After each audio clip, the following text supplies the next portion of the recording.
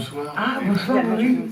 Mais oui, parce que je voudrais que Thierry Lacaze, directeur de la distribution à Studio Canal, vous dise un mot de la numérisation ou de la restauration numérique que vous allez voir ce soir, puisque Le Fils préféré est au catalogue de Studio Canal, et c'est grâce à Studio Canal que vous voyez le film ce soir.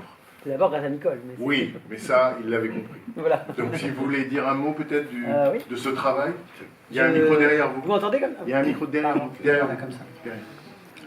Bonsoir à tous, moi je suis ravi de présenter ce film que j'aime énormément, qui a été restauré à partir du négatif original du film en 4K, avec un étalonnage cinéma, ce qui n'est pas donné à tous les films en restauration de nos jours, croyez-moi, et grâce au travail magnifique que Nicole a fait avec les équipes de Studio Canal.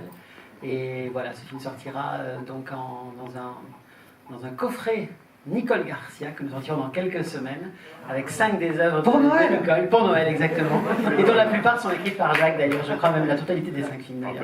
Forcément. Voilà. Je laisse la parole à Nicole. Je crois que merci. vous avez fait 9 longs métrages et un court métrage. Oui. Je crois que à part le court métrage, tous les longs métrages ont été écrits par vous deux. Absolument. Jacques Fieschi, scénariste, et Nicole Garcia. C'est quand même assez rare, enfin je dirais une collaboration aussi longue, aussi fructueuse, et finalement apparemment ils ont toujours l'air amis, donc c'est quand même assez impressionnant sur la durée. Et donc le film que vous allez voir ce soir, Le Fils préféré, est le deuxième long métrage de Nicole Garcia. Il est sorti en salle en 1994, et j'ai compté sur les 9 longs métrages, 2 seulement sont des adaptations littéraires, et les 7 autres, les 2 adaptations littéraires, c'est Mal de Pierre et bien sûr L'Adversaire, et les 7 autres sont des scénarios originaux, donc celui-ci aussi. Oui. Donc ma question c'est, d'où il vient celui-là? D'où il vient? De quelle idée, de quelle image? Comment un film comme celui-là, un scénario original, prend corps? À partir de quelle impulsion? Je crois que la démarche que j'ai eue, c'est tout le temps, hormis mon dernier film, car ça depuis hier, que je vous conseille d'aller voir, Amant. Non, vous voulez pas le voir? Si, pas de problème. Ah, pas de problème. Superbe film. Non, on n'est pas dans mon première, je vais essayer de glisser. Une publicité là-dedans. Mais néanmoins, dans ce film-là, contrairement aux autres films, à part l'adaptation, l'idée de départ, ce qui déclenche le scénario, vient de Jacques.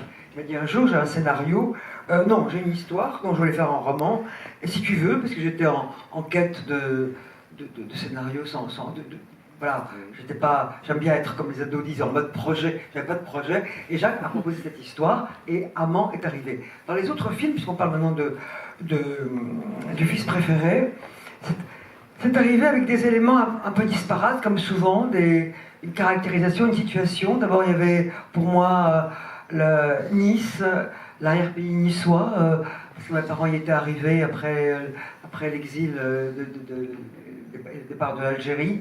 Je voulais situer l'histoire là.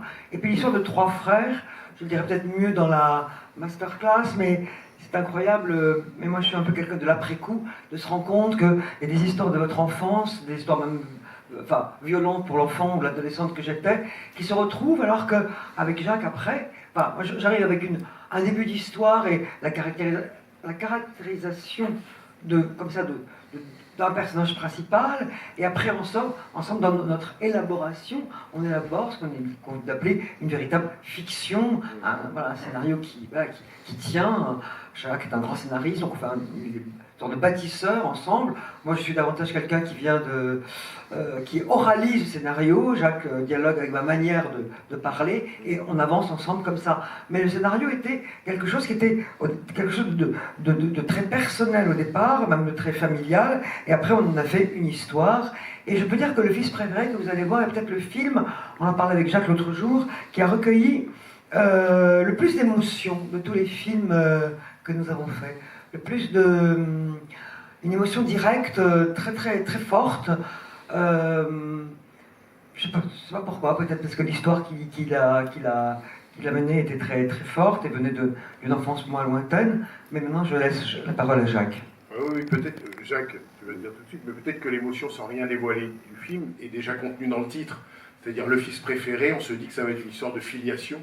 Oui, et que forcément là, ça, comment dire, ça touche à l'universel, enfin en tout cas à la vie. À la place des enfants dans la famille, et puis voilà qui est préféré, qui est tellement.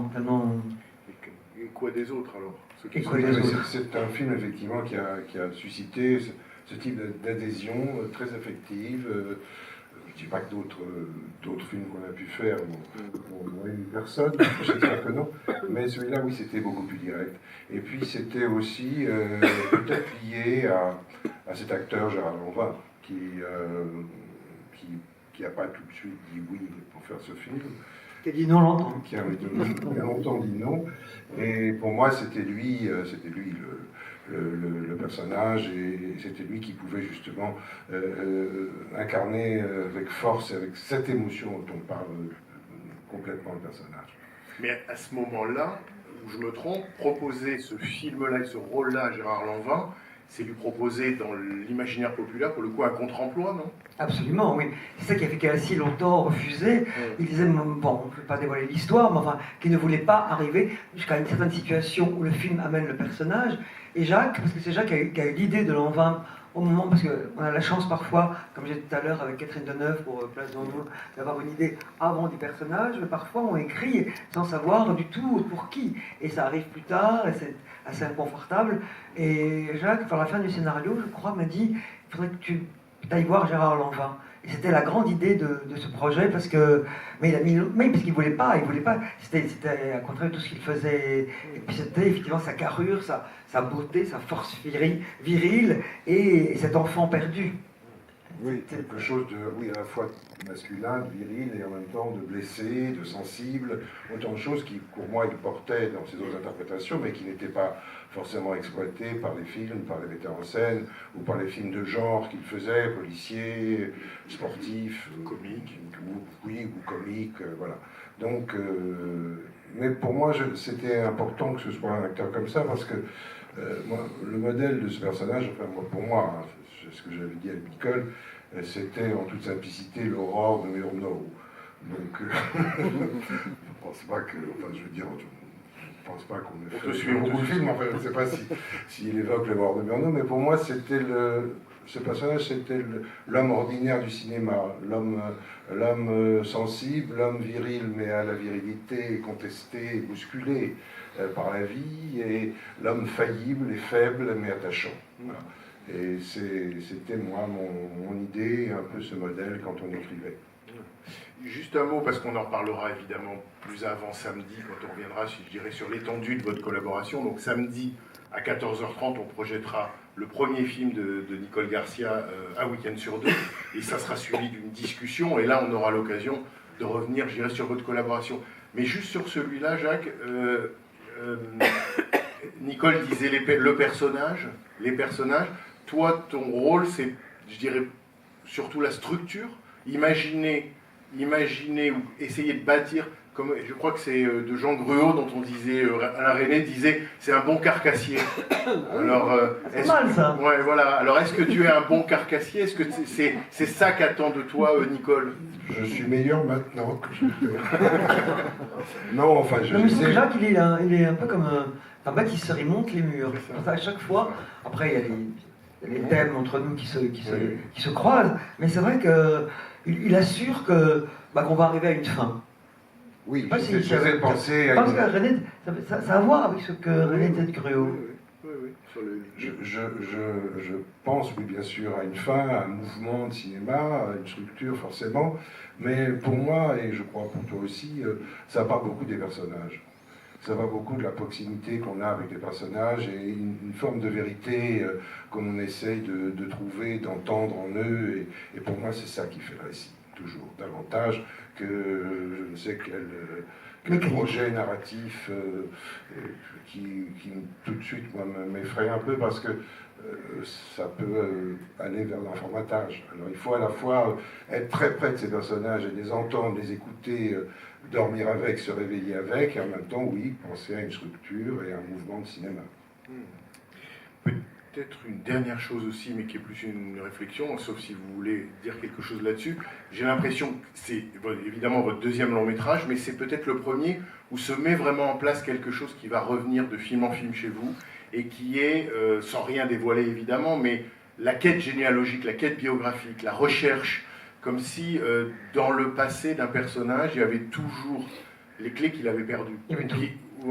Voilà, ou qu'il doit retrouver absolument. Il y a vraiment, dans ce film-là, je trouve, se met en place quelque chose de savoir regarder en arrière, enfin, oser regarder en arrière. Oui, ça... oui c'est vrai. Et je l'oppose, je ne veux pas revenir sur Amand, je l'oppose à Amand, qui sont trois personnages, c'est vrai, qui n'ont pas de passé, où le passé semble avoir été arraché, et qui arrivent dans une solitude et solitaire, comme s'il n'y avait rien derrière. Alors que ces films, effectivement, comme Le Fils préféré, c'est le contraire. On sent qu'il y a dans le passé quelque chose qui vient, qui est le secret, arriver à la conscience ou pas, et qui, et quand on dit que c'est un film sur l'argent est là, mais l'argent est là pour cacher et le secret, et les affects, et les choses qui ne peuvent pas être rendues dissibles, dissibles. Oui, et en fait, ce que je voudrais dire aussi, c'est que il y a, mais tout ça on ne le concerte pas, c'est-à-dire quand on écrit ensemble des films, on n'essaie pas du tout d'illustrer je ne sais quelle thématique, les choses arrivent de façon plus obscure, plus confuse, etc. Voilà, oui, on est. Mais aussi, je pense que dans l'œuvre de cinéma de Nicole, il y a une sorte d'alternance entre des films masculins et des films féminins qui s'équilibrent d'ailleurs assez bien jusqu'ici. Et ça commence, ce qui est un peu normal, puisque en plus dans Week-end sur deux, c'est une actrice, et donc il y a quelque chose qui n'est pas directement autobiographique, mais enfin quelque chose que tu connais, que tu as vécu. Et puis après, Fils préféré, c'est du masculin, ensuite Place Vendôme, Val de Pierre, et puis de l'autre côté, il y a Adversaire, Un balcon sur la mer. Un balcon sur la mer, et je dirais qu'Amand, c'est plutôt du côté, pour moi, hein, c'est le dernier film, si vous le voyez, c'est plutôt quand même du côté du féminin. C'est elle qui trace. Et tout, vous diriez l'inverse. Non, non, ou alors pour réduire la collusion des deux, quoi. Mais quelque chose qui est... Non, où les parties sont assez égales, on ne pourrait pas dire que c'est seulement féminin. Pour moi, oui. Peut-être que le roman que tu aurais écrit aurait été... Ça sera appelé Lisa Ridler. Je te rappelle la toute fin du film. On va les arrêter parce que sinon ils vont parler de la fin du film. On va écrire un autre film. Non, mais je crois que c'est vrai ce balancement entre ce balancement et je pense important dans le travail que tu fais, le travail qu'on fait ensemble, de façon intuitive mais persévérante. Absolument. Nicole, oui, on y va. Projection. Projection. Merci beaucoup. Merci. Bonne séance.